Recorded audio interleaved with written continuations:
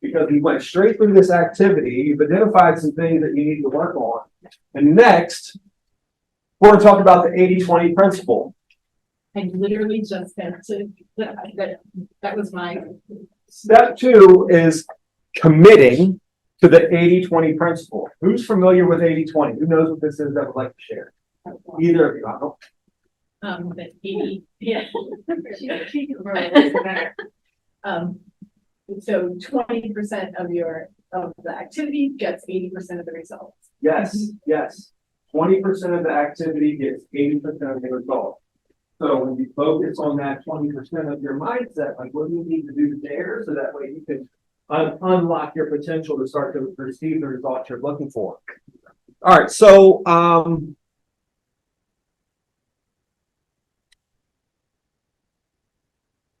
bear with me here. There's a lot of reading in this chapter, and I don't want to just bore you to death with reading all this stuff. The one thing you'll find as we go through this, we talked about this earlier, these are like universal truths. They're not like, it's not just real estate, it can be applied. So like everything that we're going through here, like this process is a process, like there's a system to it, can be applied to all areas of your life.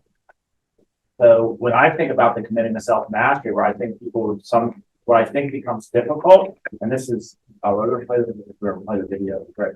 I don't have video. Being clear on what it is I need to master. And then applying the 80-20 principle to those things that I need to master.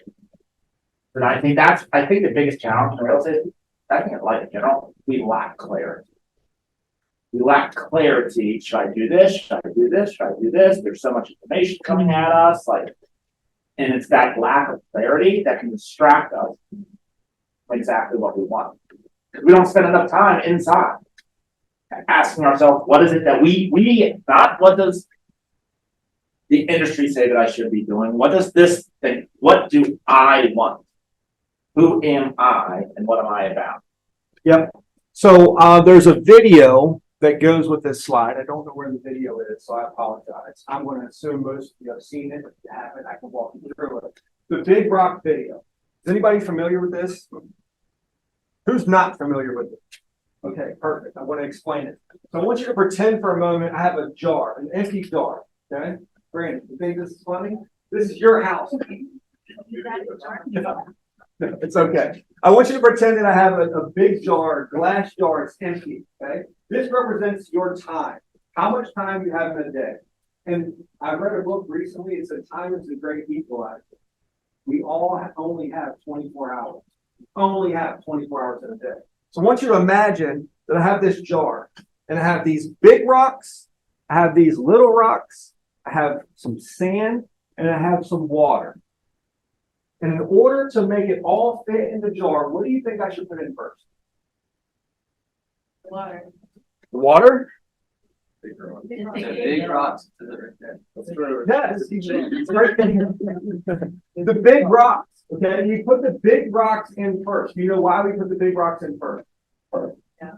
Does it just the What's that? They would take up the space. They take up the most space. What else? Displacement.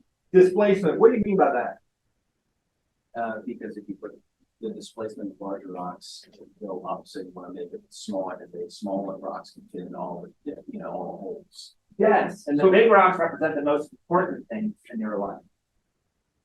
So when you think about displacement, like the big rocks are the most important things. So I'm gonna.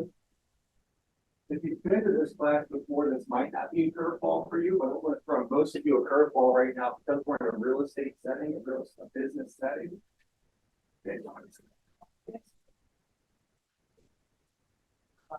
It's your personal time, it's your life, it's your time with your partner, your spouse, your significant other, whoever's important to you, it's your time with your kid, it's your time with your family, it's those vacations. That's the big rocks, right? Those are the big rocks. Now, we're going to move on to the small rocks. We put the small rocks in next, again, because displacement. What are some of the small rocks? What do the small rocks represent in your life? Answering new things. We're not there yet. We're not there yet. That's the water. We're not there yet. What are some big, so small rocks? What are some small rocks? Work specifically. Financial obligation. Financial obligations, like specifically, and work. Dry cleaner. These are the small rocks in your jar. Lead generation, lead follow-up, practice, presentations, appointments, practice presentations or appointments, and negotiating. Those are the things. Those are your smaller rocks in your grand scheme of life. Now in business, those are big rocks. But in your grand scheme of life, those things are going to be what supports your big rocks, right? Next, we're going to put in sand because again, displacement. I love that. It's the first time I've heard someone You explain learned it. two good words today. Yeah. Oh, I already knew displacement. And I'm the same person. Lexicon of displacement. And dongle. We're on a roll here. So sand, what's sand? What are some of the things that are sand?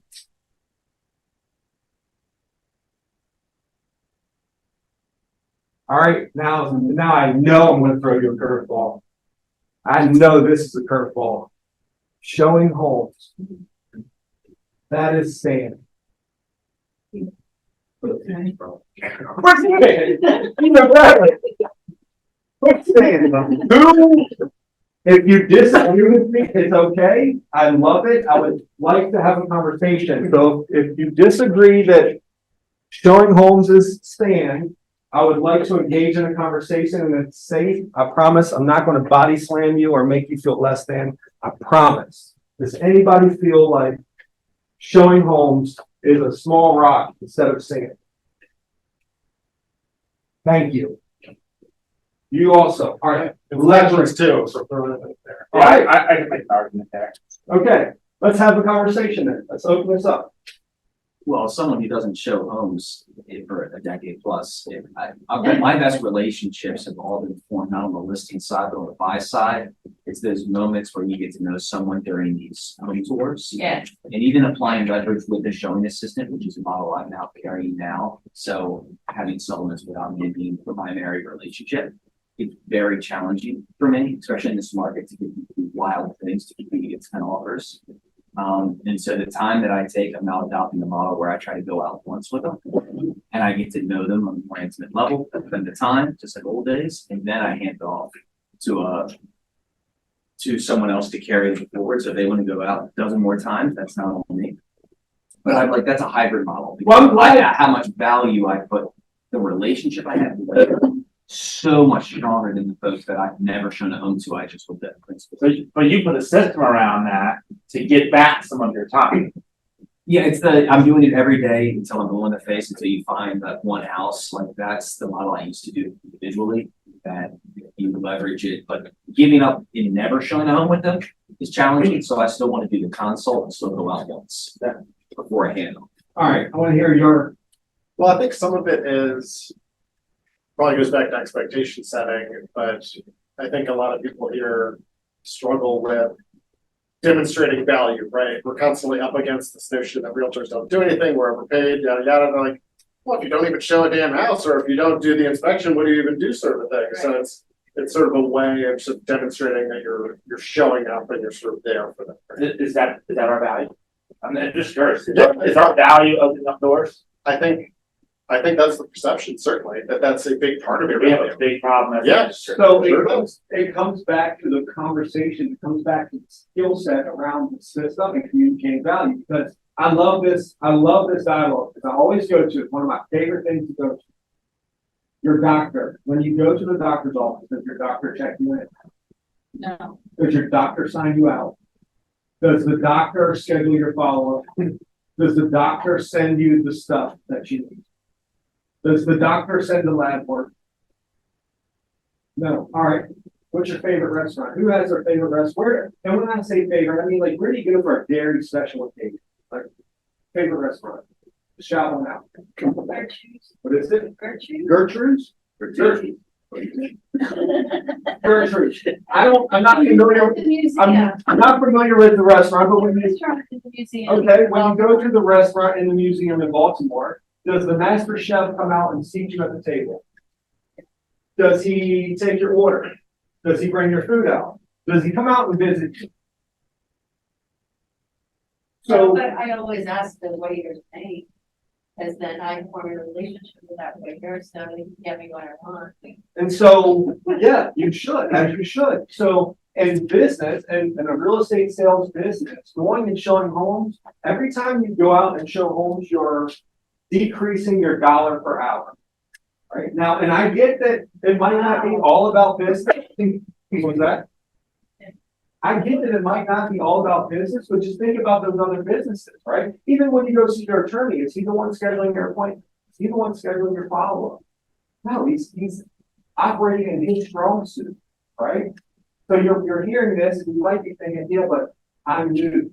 Or yeah, but I don't have the income to bring in that leverage. Well, I would go back to, is there someone in your office, in your market center that would be willing to do this for a piece of the pie? So that way you can get back to doing the things that generate more income. Right? And I'm not here to change your mind today. I'm here to challenge your thinking so you can think about it a little bit and start to get towards the lifestyle that you want. Because And I think, Josh, I think that's where it starts. It's like, so, because I could make the argument that showing how exactly what you should be doing. So you have to ask the question, like, in this thing, the game of life, like, how do you know when you won? How do you define winning in the game of life?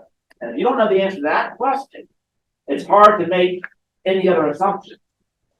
My definition is living my life with purpose. So if I go to Twitter every day and live my life's mission, then I know I'm winning the game of life. What's the game of life, though? Somebody Well, for else- me, Yeah, I have my life's purpose to find. So it's to serve God by helping other people live a life of purpose through leadership, consulting, and training. So if I can do that every day, and that's how I judge, is this a good use of my time or a bad use of my time? Is it living by my life's mission? So if I wake up every day and I'm like, I can't wait to show another house. I get so much energy, enthusiasm, passion. It feeds me financially. I'm living my best version of my best life. Then I would say 100% it should be showing houses every single day. Because you're winning the game of life. Now, you may sacrifice other things. I mean, profitability. you may not make as much money. However, if I'm okay with not making, like, I know plenty of people that don't make a lot of money and are happy as a lark. And I know people that make a lot of money and are miserable. I'd rather choose the happy one. Great point. Very well So said. I'm going to define what I should be doing by defining first, getting clarity on who am I, what do I want out of my life, what does my life look like, what people do I need in it, and then that's how I'm going to drive all my decisions. So I think this after I did not enjoy showing how. And every decision I make, I look at it like, does it fuel my battery? Whether that is emotional, psychological, physical, or financial. So I- Self-discovery and self-mastery. I'm always making a conscious decision. I see agents like our market centers in right outside of Napa. Oh, I have a buyer that's working in Ocean City and I'm gonna drive down there to show them houses. And I'm like, okay, I don't get that. Because I don't see how that's a good use of time, if you look at your dollar per hour rate. But if you don't have any business, then you're probably gonna be driving to Ocean City. I would So, make the argument, if you don't have any business, you absolutely should not be driving the yeah, Ocean you should City. probably figure out how to get more business. Yes. Don't get out there. Yes, save the 2 hours, go spend 2 hours finding a listing. But it's being clear on what you want. And I think goes back to the big rocks. Like, Yep. you need to be clear on what the big rocks actually are before you can make rational, intelligent decisions. How we doing so far? Good. Good? Are you finding some clarity? Is it starting to help a little Yeah. bit? totally. Okay, good. So email is water. Oh, yeah, Email's like, we didn't stop the water. email's like, guys. Yeah. Let's see. But no, But yeah, email is water. So the thing is, it's like email, think about email. Email is someone else's agenda, right? All of your emails is someone else's agenda. And it goes back to what John said. The great thing about emails is you can check them when you decide you're going to check them. Too many of us check them earlier in the day and then we get sucked into everybody else's agenda. But if we just say, no, this is my agenda, this is my purpose, this is my goal, and I'm moving towards this, the emails can wait, they're not gonna go anywhere. Right? I think for me, I think we all fall into this trap where you show up, you check your emails, your phone's ringing, you're getting distracted, you're doing all kinds of crap, and suddenly, first thing, your jar is filling up with sand, it's filling up with little rocks, it's filling up with crap. And then you get to the end of the day, and you've been busy, your time is filling up, and We haven't done shit. none of your big, Yeah. Well, and so, your big rocks don't even fit, because it's already filled with all this crap, so. And then how do we feel? Oh my gosh, I had a hard week this week. Right. But I actually got nothing done. Like my wife, early on in my career, I was known to work at, and I'm a hard worker. So I would be in the office like 1 or 2 in the morning. And my wife, I have a family member that's been in real estate for like 32 years or something like that. And my wife was like, okay, what's her name? And I'm like, what do you mean? She was like, nobody in real estate stays in the office till 2 o'clock in the morning. And I was like, well, I'll show you my emails and I'll show you dude, this is reality. Like, I'm dating myself. I'm going back in time. And she was like, she said to me, she was like, well, you must be doing the wrong things. Because you're not making the money that you should make for the time that you're putting into this. And now this is my wife who doesn't know anything about real estate at the time. And I was like, oh, yeah. So maybe I shouldn't be doing, what are the things that I actually should be doing? Spending my time. So then what do? I go out and find a model. Who else is hitting a level of success that I want, has a lifestyle that I want? What are they doing? Because maybe I need to adopt what they're doing, because what I'm doing makes me feel like I'm busy, but I'm not very productive. And a lot of real estate agents are really, really busy, but they're not productive. So I wanted to give you guys something to think about as you approach your day, right? So imagine most of you get your day started, most of you get your day started somewhere around 9 o'clock in the morning, maybe earlier, maybe later, somewhere around 9 o'clock, you get your day started. In this case, you're saying you show up and you're bombarded by the phone calls, the emails, this, that, and the other, and all of a sudden the day's gone. Pretend for a moment, just imagine that you have a $1 million listing appointment at 9 o'clock in the morning. All right, are you there at the listing? Yeah. Say yes. Yeah. The emails and the phone calls come pouring in. Are you going to take those emails and phone calls while you're at your $1 million listing? Absolutely not. Absolutely not. Why? They're not as important. That's not true. Okay. We're trying to call. All right. Lock that in. Why is that seller's time more important than yours?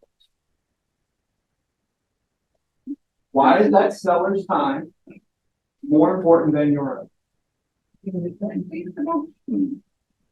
That's where you get my money from. How, all right, so then how do they pay you without you?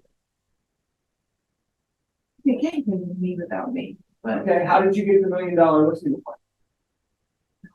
maybe a referral, maybe. But you see where I'm going with this? Like you're giving more value to this person's time than your own, because you're not letting the phone calls and the emails take you away from this person, but you'll let the phone calls and the emails take you away from you, from your priorities, right? In other words, this $1 million listing appointment for you doesn't happen for you without you. That's a priority for me. What's That's that? gonna be one of my The priorities. $1 million listing appointment, as it should be. Yeah. But when is your time a priority to you? After I get you. I think where he's going is if we have a 9 o'clock appointment, somehow the emails, the phone calls, and distractions don't happen. Yeah. So what we evidently have is we have the ability to block out time for the most important things at 9 o'clock. So why don't we then make that a priority, which could be whatever it needs to be, but you should do that every day. So like I always just tell my agents, like there's no excuse for you to, like we would do lead generation first thing in the morning. You want to do the hard things first thing in the day.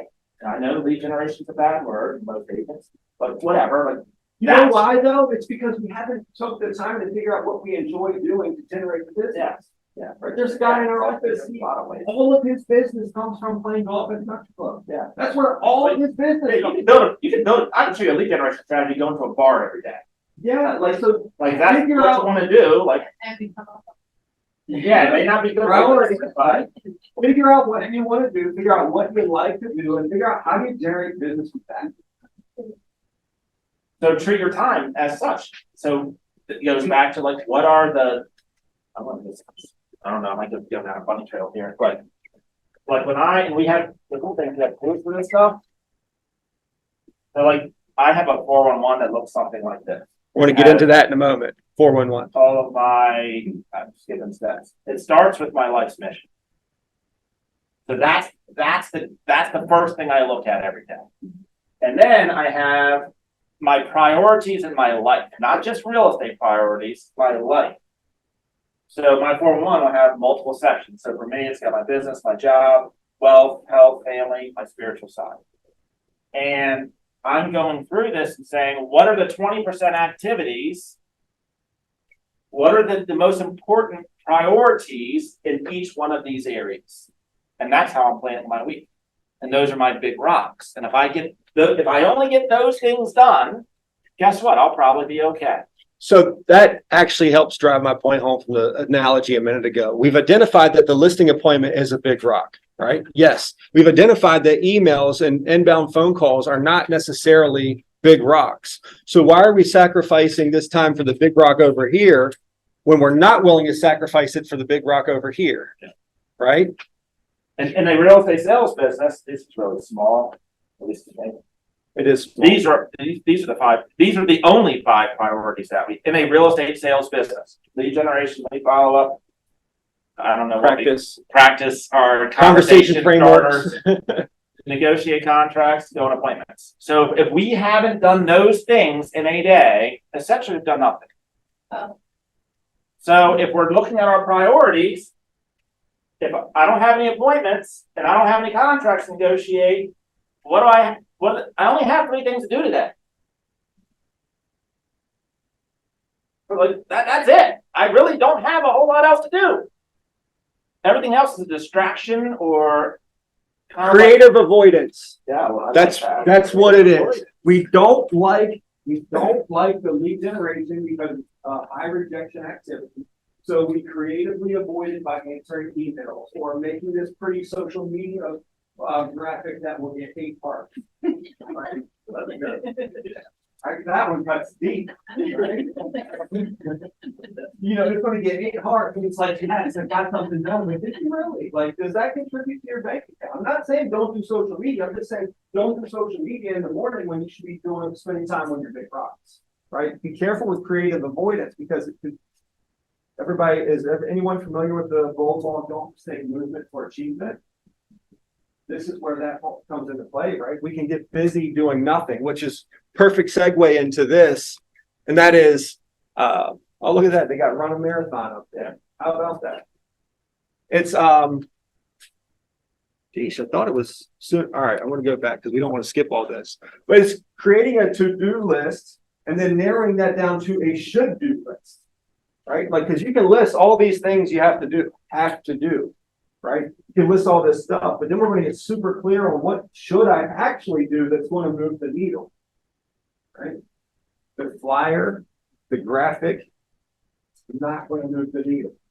The flyer, if you're going out to door knock and you're putting that out, it will move the needle. It does not have to be perfect, right? Yeah, and getting clear on what the one thing is. So like in business, in the real estate sales business, there's probably one thing that makes everything easier and necessary, and that is the one thing that we tend to avoid the most, which is lead generation. In your health, there's probably one thing that matters the most. Well, what is the one? So like, I used to be a smoker, and when I turned 40, I wanted to get healthy. So I joined the gym and looked at meal prepping, and I was like, hold on.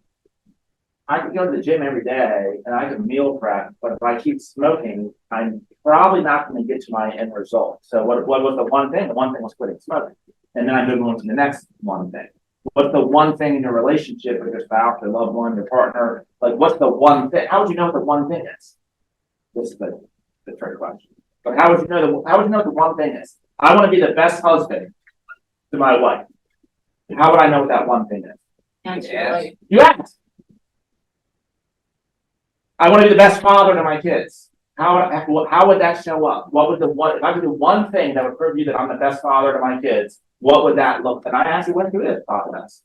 It ties right back in. And like, know what the funny thing was? The one thing for both my wife and my kids, what it was time. Always time. And it wasn't Xboxes, it wasn't this, it wasn't tennis bracelets, it was time. So what do I do with that? So my kids, it was a half hour of uninterrupted quality time per week. They wanted it individually. So what do I now do? Hire nanny. Well, the thing is, so when you said time, when you said time, I was gonna say, be careful not to mistake quantity for quality. Yeah. Because you could be there, you could be present all day, well, you could be physically there all day long, but not mentally present, and it's useless, right? It's completely useless.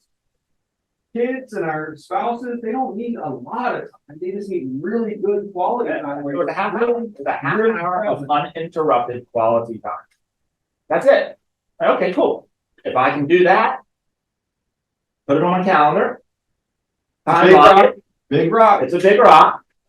And it's a small thing. I don't have to worry about all of the other stuff that has to happen.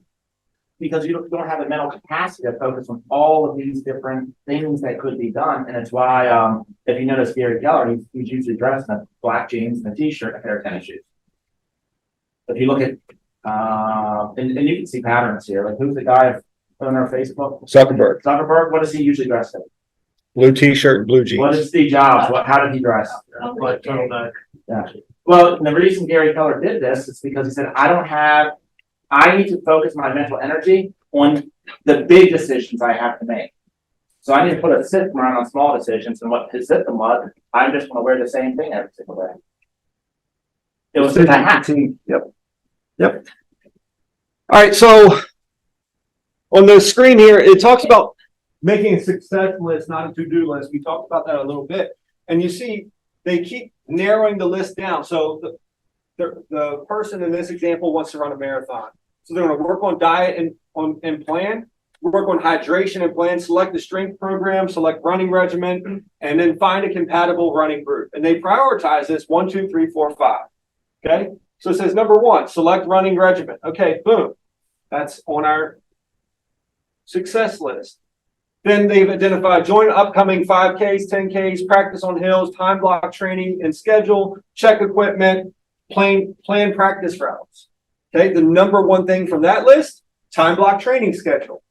Okay, now we know we want to time block a training schedule. I want to choose a AM and PM to weekly dedicate to training. Want to arrange a babysitter, dog sitter for the block time. Want to get a running watch, coordinate with an experienced running partner or coach, identify indoor training alternatives for bad weather days. Well, they've narrowed this down to 1 thing, coordinate with an experienced running partner or coach. So the question is, what's the 1 thing that we can do such that by doing it, it makes everything else easier or unnecessary? So you keep using that question to filter through all of these things that we could do to find the thing that we should do. And that makes everything else easier. And you can bypass a lot of that stuff, the mental anguish of going through all that stuff. And once again, this is just Gary Keller. Who has what I want? Like, instead of you trying to recreate the wheel and figure it all out, that's how he wrote the Millionaire Real Estate book.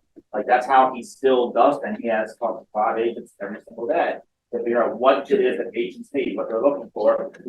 He's just applying a model. So if you want to have a healthy lifestyle, okay, where's the model? Instead of you trying to think through all this stuff, who's the person in your life that you can find that can have the results that you see? And then what did you do? But what did you do? Earlier this morning, Auntie said she realized the importance of the network and who you're around, conversations you're having, who do you have to reach out to? It ties directly into this. Bypass all of that. Say, hey, I want to run a marathon.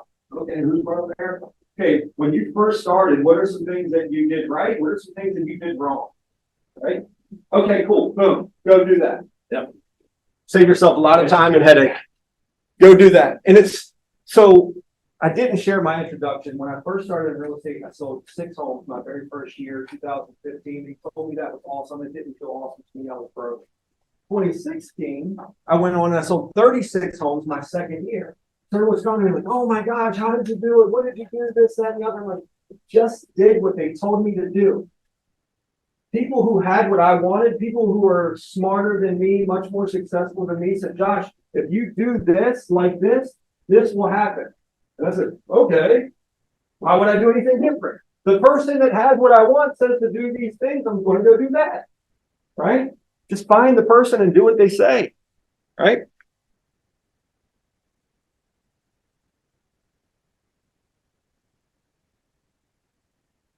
All right.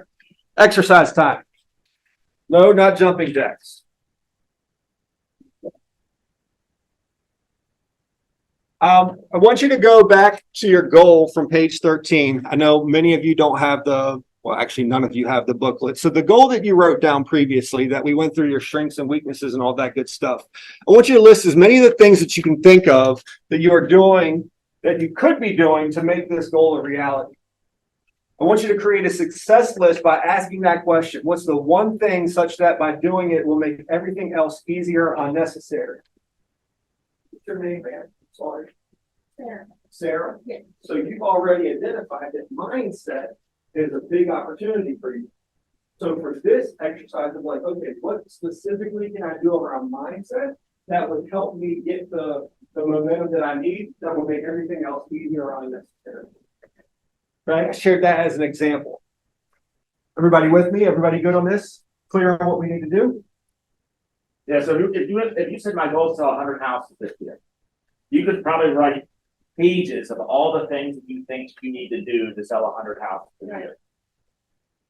Let's do a brain dump, and then go through that list and say, okay, well, what are the most important things? Oh, circle those, and then you can narrow down to, okay, if I could only do one thing that will lead up to the next thing that will get me to 100 houses a year, what would that one thing be? And then circle that and then put your one thing. Thank you.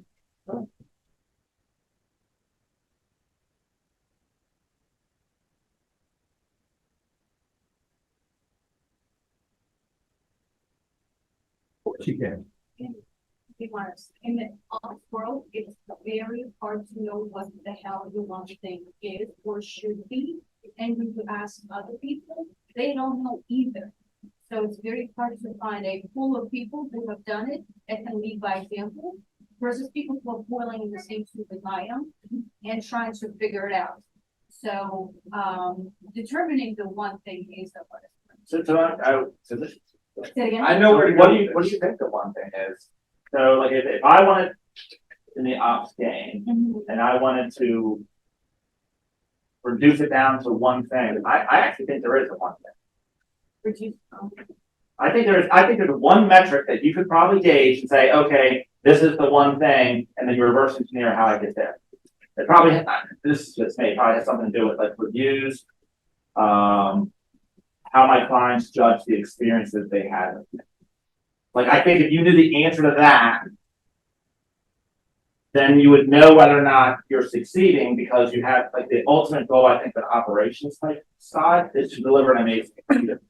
That's how I identify. It depends on what the role is and how people define operations, but I think it comes back to somehow delivering an amazing experience to my customers and clients. One of the ops people in our location or one of our agents tracks how many inbound questions they receive for a transaction. And they try to make it such a way their goal is to ultimately, it's a never-ending goal, right? So I want to share this with you. I don't want to, oh, it's impossible. Yes, it is impossible. However, when you're on this journey, there's no finish line, right? So her whole thing is how do I eliminate every inbound question throughout a transaction?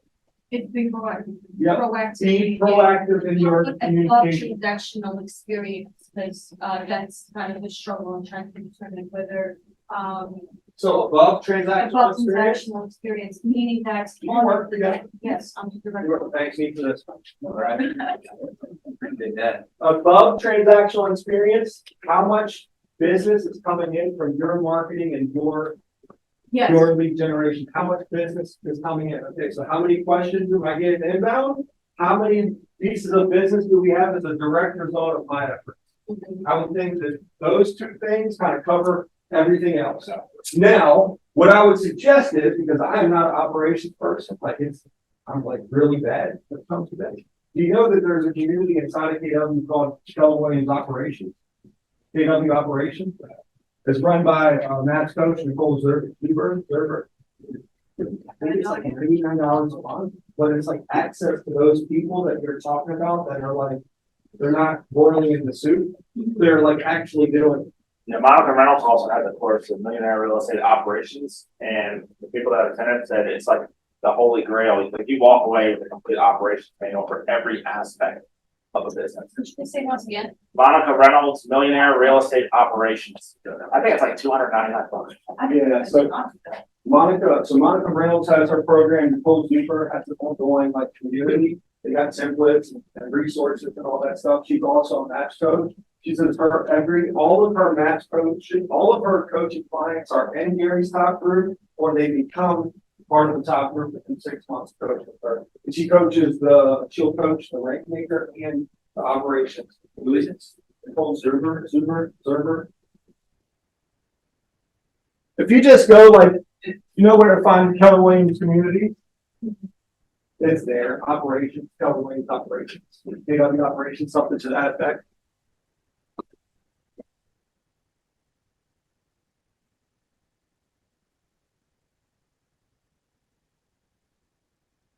You know, if that looked like you wanted to share something. No. Okay, good.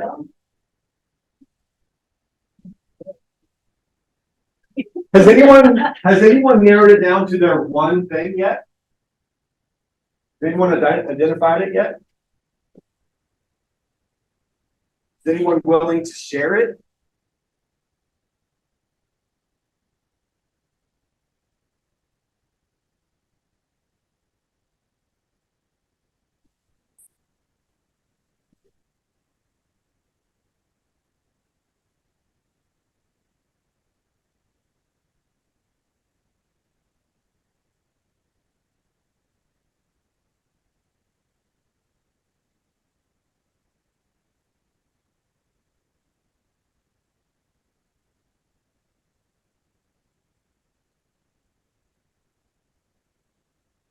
Anyone willing to share their one thing?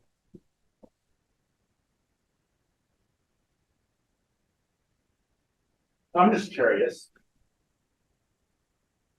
Once again, in a real estate sales business, what is our one? Okay, so housing.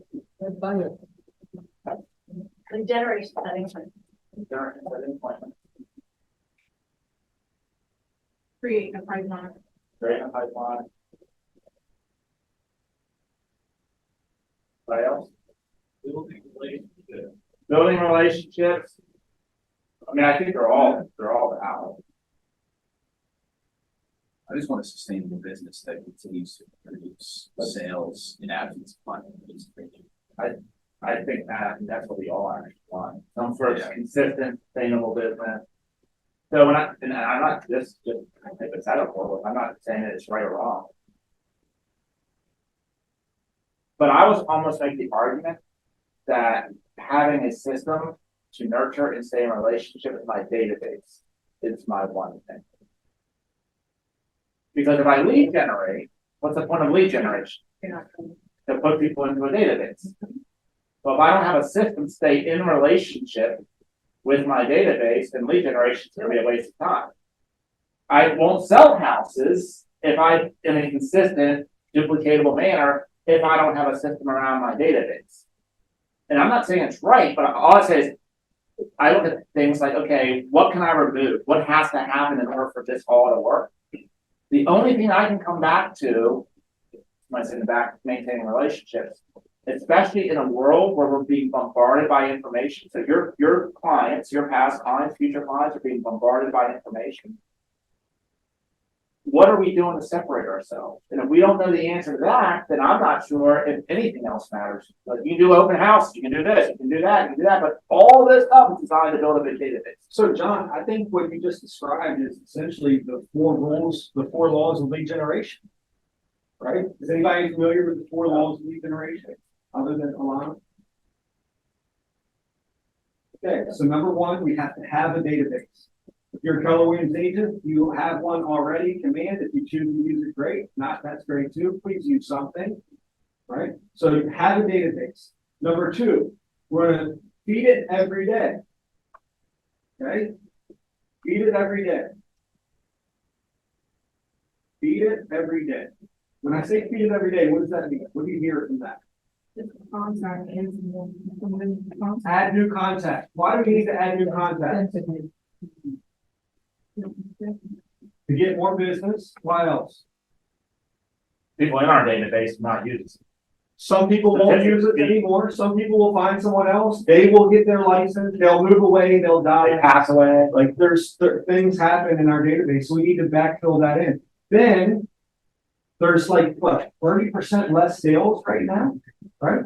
So statistically speaking, if we have a database that's generating 100 deals a year, and now all of a sudden there's 30% less deals, well, now all of a sudden we're going to be generating 70 deals from the same database. So we need to continuously grow that so that we can accommodate for a shift in the market. That's okay. So we're going to feed it every day. Then we're going to communicate in a systematic way, provide value, and we're going to service every lead that comes our way. Yes, it rhymes. They wrote it that way. Right? That's the 4 laws. So if I was going to say the one thing of real estate sales is that. Right? All right, next, we're going to talk about a 411. I'm going to pass the baton to John because he's already started to write up here on the board. Like he's just like, can't wait to talk about this.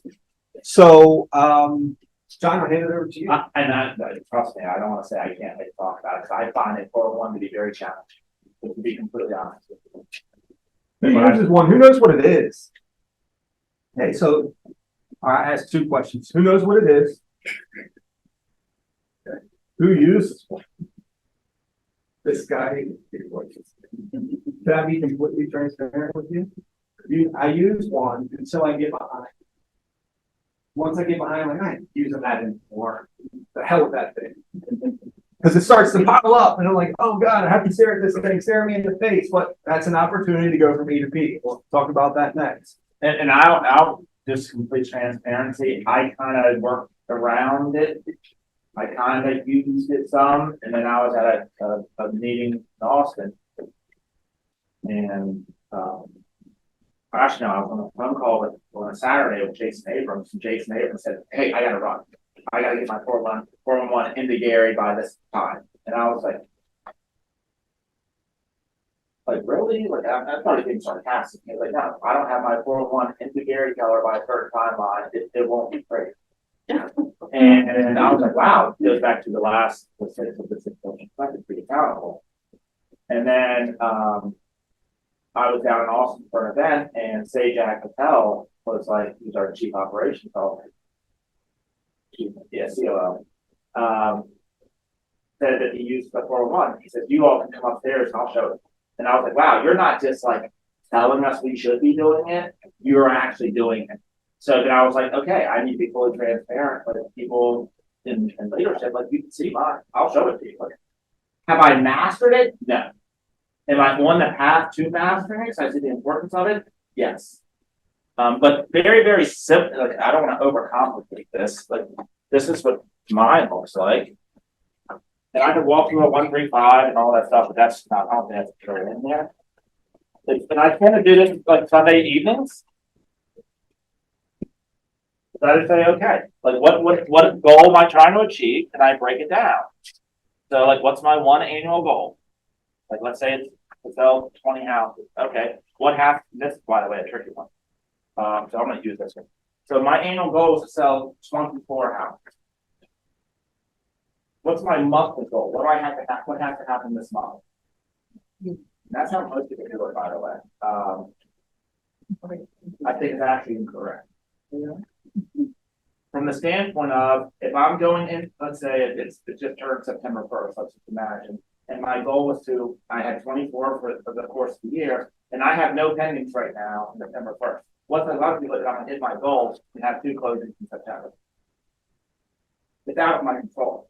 Like, I literally could, and the problem with goal setting and doing these things, once you start getting behind and you feel like you're failing, you tend to then scrap it. Yeah. So the way that I would look at it is say, okay, what's the leading indicator that will lead to me having, I can't control. I've got 2 pendings, and 2 of them get delayed for some reason. Like there are some things that are out of my control. But what do I have the ability to control that's within my control? Like what can I control? What has to happen for me to get to closing? I have to have appointments or negotiate or have contracts written, and then what has to happen before that? I gotta have buyer agency agreements or listing agreements. Notice no one said emails and flyers and graphics. All right. So I think it is 100%, and I'm going to have this debate with everybody. It is within our control that this month I can take 2 listings or pick up 2 buyers. Is there anybody who believes that that is not within your control? Please, somebody. Is everyone being honest? Is everyone being honest? Like somebody, like, is it with, are we in complete control that I can take 2 listings this month? Yeah. Or I can take 2 buyer rep agreements? Yeah. That's what we call that. It's in our control. Yeah. Then why don't we do it? So is everybody on here closing 24 plus transactions? You're all doing it, you never think, yeah. So whose fault is that?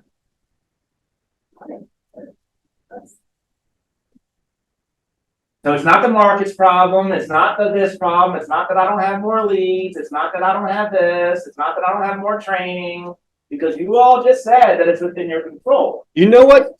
So hold on, you can just real quick. I want to go back to this. It's because I'm making a strong assumption here. I'm willing to bet that most of us aren't clear on what we want. We don't know what 2 homes a month actually does for us. We haven't sat down to think about it. And maybe 2 homes isn't enough. Maybe 2 homes is more than enough. Maybe it's 1. Right? Maybe it's, hell, 2 homes a year for you. And if that's the case, that's fine, right? But getting really clear on what you want and what it does for you and what it does for your family. Like, I know I've said this over and over again, and I'm going to continue saying it because I think it's like the thing. We don't know what we're chasing. So we just get caught on this hamster wheel and we don't know what we wake up and we don't have a purpose. We're just like, okay, I'm just going to go to work. And then that's when the emails start to flow because we're not intentional about what we want and working towards. When you get really clear on what you want, then you know, like, okay, like I share this a lot with people like, oh, I'm not going to door knock or call expired listings. Like, okay, maybe you won't take the vacation, but I'm willing to bet if your mortgage was on the line, you would go and door knock and you would call expired listings. Or maybe you wouldn't. Maybe you're like, dude, I don't really like the house anyway, so I'll let get a foreclosure. Like that, I think that happens actually. Yep. So it's knowing where your priorities are, knowing what's important. Sorry, I had you. No. I think that's what I'm saying. Like I'll ask agents all the time, like, you know, because you think about once you get goal setting in real estate, it usually starts with how much money do you want to make? Like that's usually how it starts. And then you reverse engineer how many transactions it needs to be and how many appointments, blah, blah, blah, blah, blah. So the number I hear more times than not is $100,000. I don't know where that number comes from. They must speak in a real estate school or something like that, because it's always almost like 90% of the time it's the number that I hear. And then my next question is why? And they cannot answer it. How do you know it's 100,000? How do you have a budget? No, I don't have a budget. Okay, well then is it 97,000? Is it 102,000? Like, how do you know? And like, well, I don't know. Like, okay, so if you don't know why you need to do something, what's the likelihood you're going to get it done? Probably pretty slim. So why don't we get clarity on what really needs to happen, and then we can develop a plan around achieving that, because the last thing I want to do is put together a plan that you're going to look at and say, it doesn't really matter to me anyway. And I'm not clear on what it needs to be. So when it comes to like a 401, like it's being honest and being clear of what the goal is. Like, what is the real goal? What is the goal that I'm committed to achieving, and what has to happen this year? And then it's just breaking it down to like, okay, well then what has to happen this month for me to give the on target to happen this year? So if it's in a real estate sales business and I want to do 24 closings, I'm gonna say, okay, I'm gonna factor in some sort of cancellation rate because I track my numbers. And then I'm gonna say, okay, I probably need to pick up 4 new, clients. Because if I pick up 4 new clients, then statistically speaking, I can probably close those. Okay, then what has to happen this week? Okay, in order for me to hit my goal this week, I'm probably gonna boil that down to a number of appointments that I need to hit this week.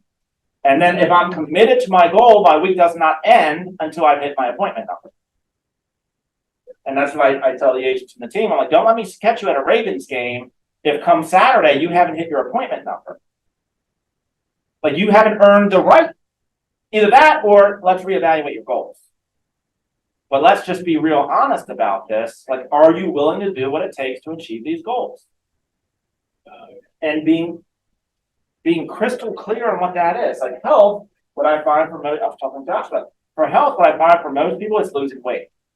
Is that really the goal? Is it losing weight? Is it changing our body type? Is it reducing our cholesterol levels, or lowering our heart rate? Or like, are we clear? Or is it possible that if my real goal is to live the longest, healthiest life possible, is it possible that I could lose weight and still not be accomplishing that goal? Yeah. Like if I'm losing weight and smoking cigarettes and I want to live the longest, it's probably not going to work out too well. So being crystal clear on what the goal is and looking ourselves in the mirror and probably having an accountability coach to question you. Like, anybody here ever done a vision board? I think they should be a monitored exercise. I think you should have somebody over top of you saying bullshit. Because I think a lot of us put bullshit on vision board, and I've done it. I put boats, and I put all this stuff, and it's like, honestly, I really care less about that. It's not important to me that I'm willing to make the sacrifice that it takes to get to that, because I really don't care about having a boat. I'd rather have somebody else have a boat and then take me out of the boat, because then I don't have to clean it. 2 things real quick. I want to touch on this real quick. John and I are in front of you. We're not perfect, right? We're on this journey. We're figuring out. We live the same challenges as the next person. We're figuring this out. And the reason you hear me talk about finding your purpose, or finding what's important to you, is because my coach recently challenged me. He asked me what I wanted, and I couldn't answer in that moment. He lit into me like it was not good. He's like, Josh, you lead hundreds of people and you don't even know what you want. How dare you? Like you're trying to lead other people into what they want, and you don't even have it figured out for yourself. So it forced me to get really crystal clear. And I'm like, wow, I'm not doing this. How many people around me aren't really doing this to the level that we should be doing? So I got really crystal clear. 5 years, I want to move. I want to have a house, and I want to have this pool. I know exactly what the pool, well, I have a good idea of what the pool will look like. And it's here on my screensaver. When I wake up in the morning, I smell this pool. I'm not kidding you. Like when I wake up, I can smell it. So it's like, it's a driver for me. And it's not because I want a pool. It's because I want the experiences that come with the pool. My grandson, yes, I have a grandson.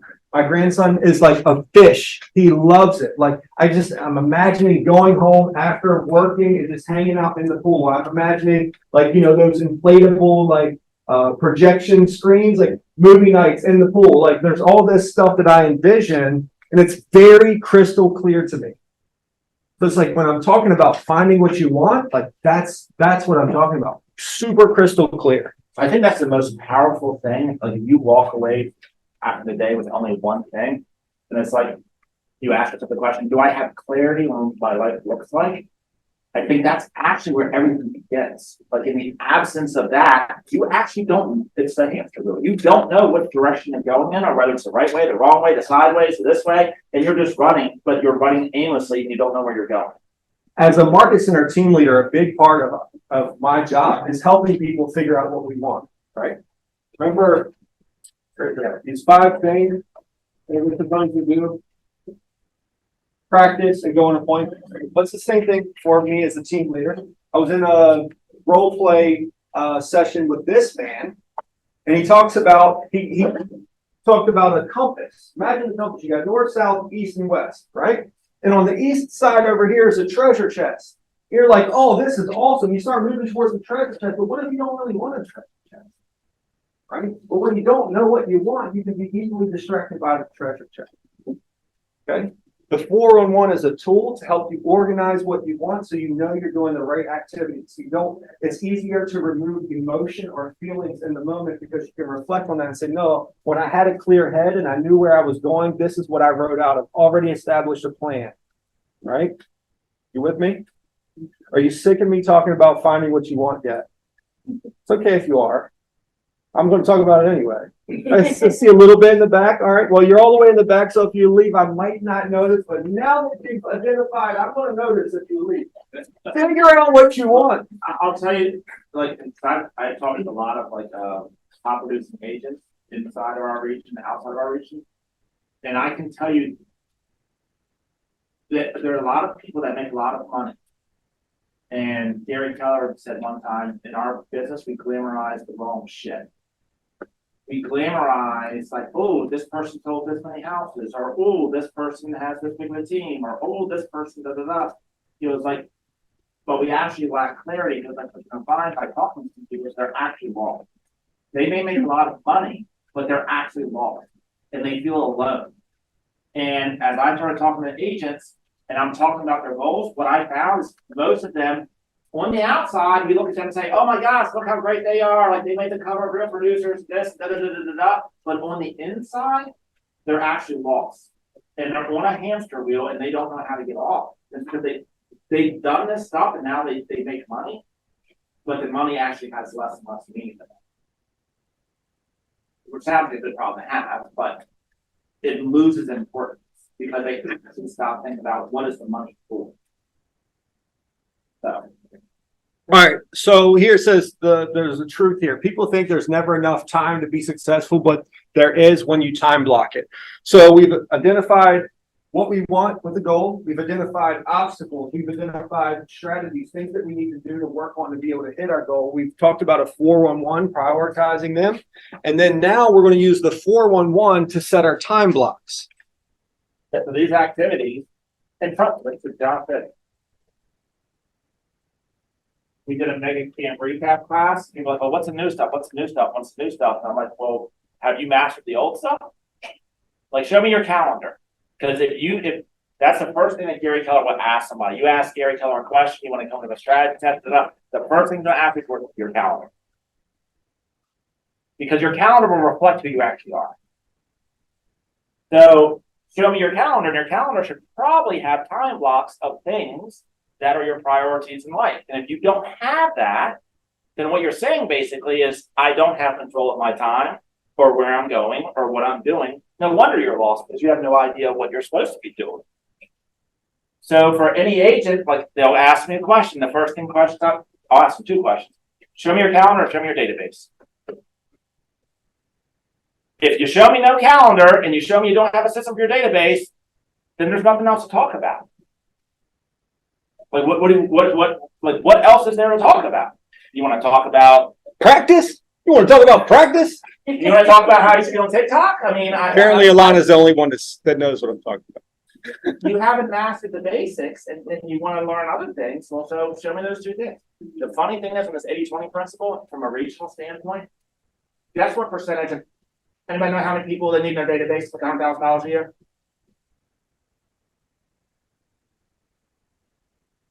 Yeah, I know what it is.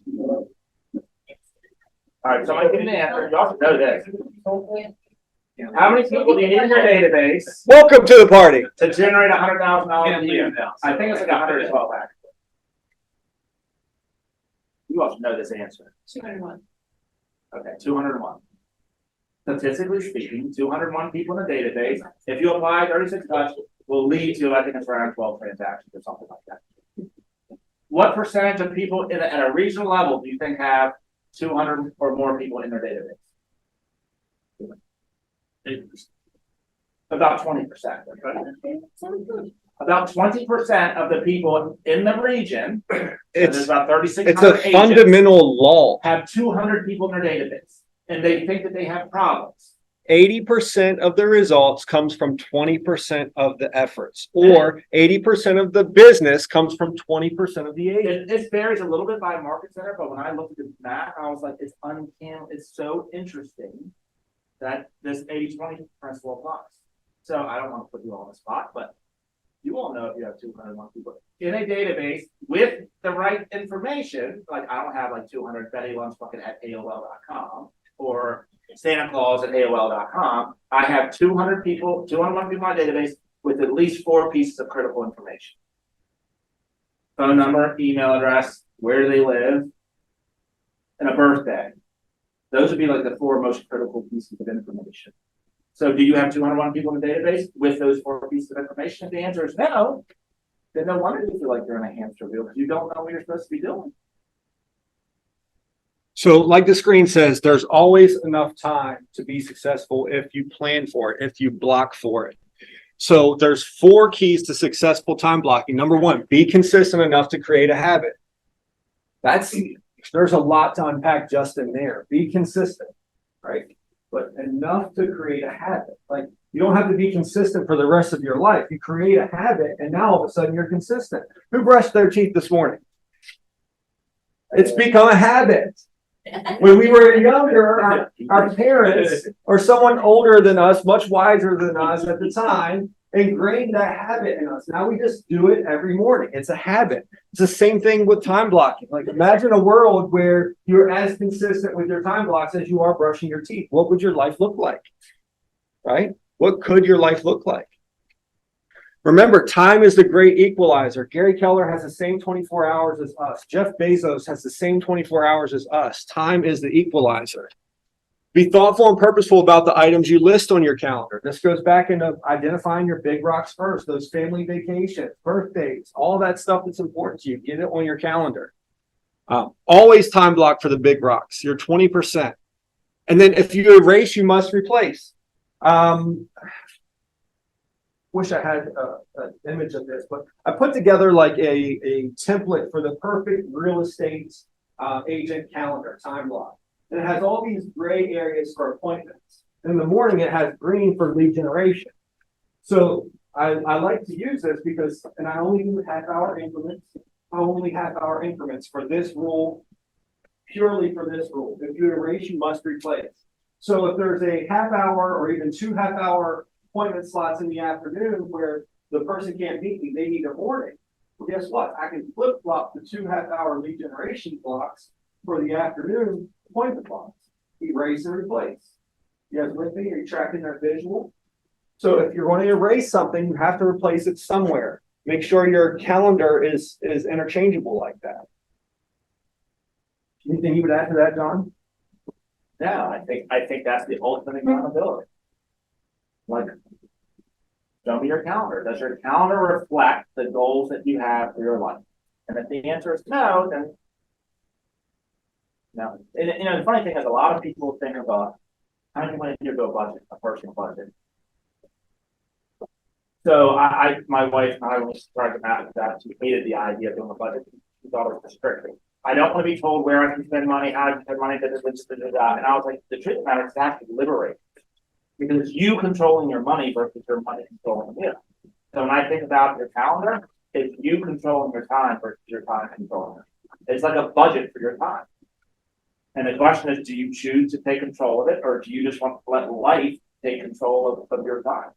So that's why we time block. The next step that we'll cover is B2B, but since you talked about budget recently, my wife and I have decided to give ourselves each a $200 monthly BS spend it doesn't matter budget, okay? And it's because I was spending too much money on Amazon. Confession time, right? I was just like buying, just like endlessly spending money, like all this stuff is showing up. Most people talk about how it's the wife, it's me. Okay? I'm fully aware it's me. So we set this $200 budget. It goes into a separate account. We each have our own debit cards. Like we're highly intentional about this. On the first of the month, 200 goes over there. We don't get any more until the next month on the first.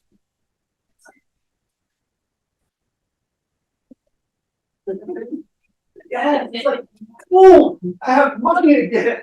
Swipe. And I'm like, holy cow, like how much money was I actually spending without this limiter on it, right? So it's just getting purposeful, just like really purposeful with it. Again, imagine what life could look like when we do that with our time, right? Imagine what life could look like if we did that with our calorie intake, right?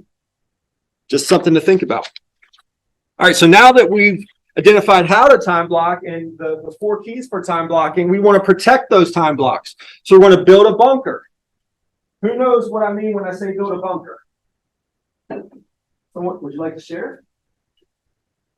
Just like set up an area where no one's gonna bug you, whether that means your office, you have a silent door or just something that. So you have a designated area for whatever activities, and lead generation is so important. We'll talk about lead generation. You have a designated area for that, and you build a bunker. You're going to store provisions. Does anyone know what that means? Next, Snacks. What else? have your coffee and everything ready to go, so Yep. Yep. have the distractions of leaving and be like, ooh, snack machine. Yep. Go to the bathroom before you start your lead generation. You're going to sweep for minds. Who knows what that means? Red flags that keep going. Email, This could be a mine. I recently, especially on the stage place, right? Remember I told you like I'm human too. I'm working through this. I'm on the journey also. I upgraded my phone and I kept my old stuff. And I put social media and all those apps and all that other stuff on that phone. Okay. So then when I go into my office to do my lead generation, I give that phone to our market center coordinator, the director of first impression. Her name is Jennifer. I call her Jenny Lynn. And Jenny Lynn, I want you to hold this phone. Do not give this back to me until I set 3 appointments. Like if I try to come back and take it from you, I want you to ask me, have you set 3 appointments yet? And if I say no, do not give me this phone back. This has all the social media on it, right? So I give that to her and I don't get it back. That's sweeping for minds and enlisting support combined in one. I'm getting rid of the things that could be a distraction and I'm employing help, right?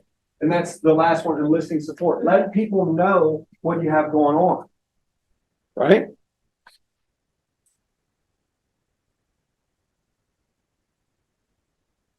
Says here, the world doesn't know your purpose and priorities and isn't responsible for them. You are. It goes back to that one liner I shared a little while ago when you communicate that priority to your clients. So you're setting the expectation up front. All right. What are your ahas from this chapter? 80-20. There was a lot to unpack there.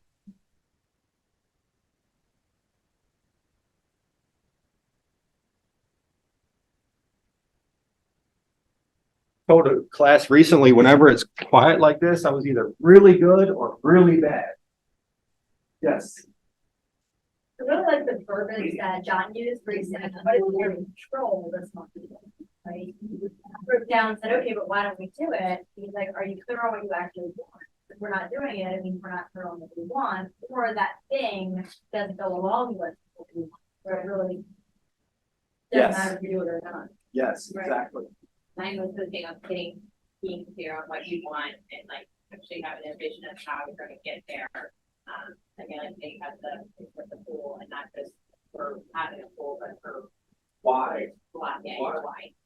It's not getting old. It's good stuff. And it's just really painful when you ask back to the first section.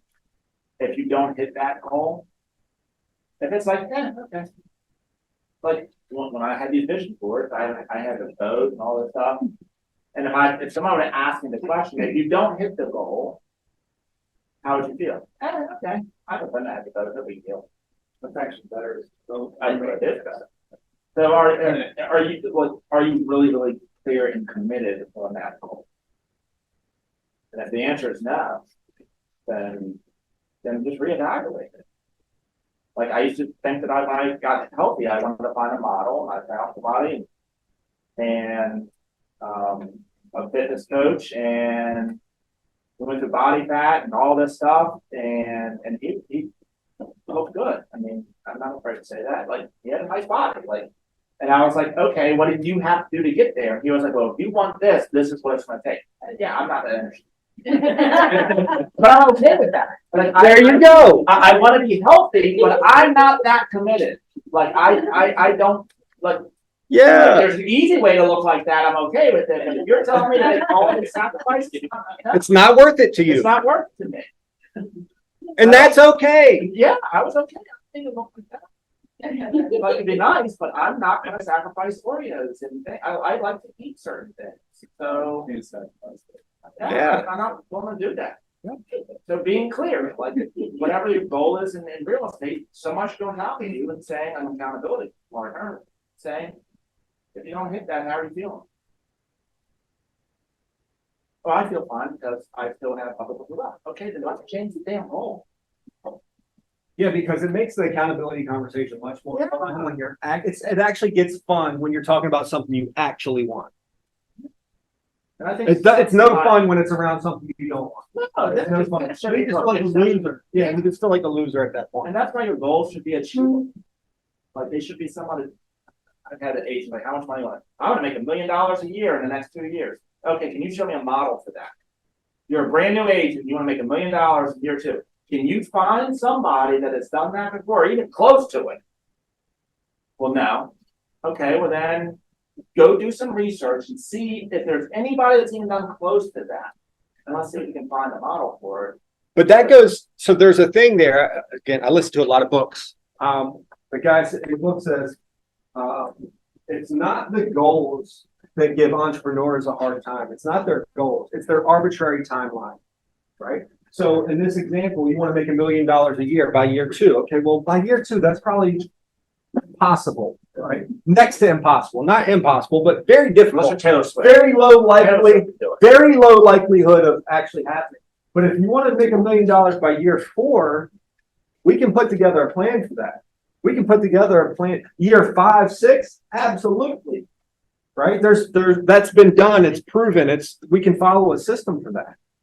Right? So it's the timeline also.